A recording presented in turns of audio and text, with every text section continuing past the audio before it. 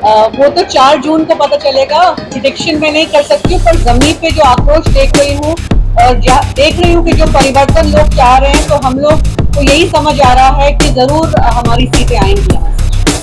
कब लगा आपको कि मैं अपनी पार्टी से नाराज हूँ? अगर नाराज होती तो पिछले 1 महीने से जब से चुनाव शुरू हुए हैं अपनी पार्टी और अपनी पार्टी के कैंडिडेट्स के लिए प्रचार नहीं कर रही होती।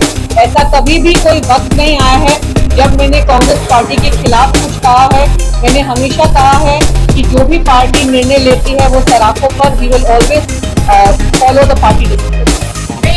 पिताजी ने समर्पित किया है, शायद मुझे वक्त लगेगा अपने आप को अपनी काबिलियत प्रूव करने का। इमोशनल इस बात की थी कि कांग्रेस इस सीट पे लड़नी चाहिए थी। बिल्कुल इस बात का दुख है कि एक मौका नहीं मिलेगा। पहली बार ऐसा होगा कि हम लोगों के पास कांग्रेस को वोट करने का एक विकल्प नहीं होगा। जी, पर ये गठबंधन की शायद कंपल्शंस है और इस वक्त national interest is more important. तो जिस वजह से ये इंडिया गठबंधन आई है, तो हम लोग तो जैसे मैंने कहा कि हम party line, party discipline and the larger interest of the nation इसको स्वीकार करते हैं। यहाँ पे मैं कहना चाहूंगी कि जिहाद का सबसे पहले मतलब क्या होता है? जिहाद का मतलब होता है संघर्ष, to strive and to struggle. जिस तरह की हालात है, स्थिति है देश में, शायद इस शब्द का उपयोग नहीं करना चाहिए था, पर फिर भी आज इस माध्यम से बताना चाहती हूँ कि अगर ये इस्लाम में या कुरान में ये शब्द लिखा गया है, इसका मतलब है इंटरनल स्ट्रगल, एक संघर्ष करना।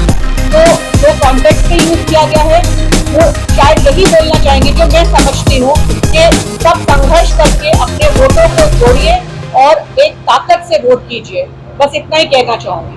5 ट्रिलियन 3 ट्रिलियन 5 ट्रिलियन की इकोनॉमी की जो हम बात करते हैं, तो वो वैसे भी एक वक्त आएगा कि इंडिया जो है, हिंदुस्तान जो है, वो उस पॉइंट पे पहुंचेगा।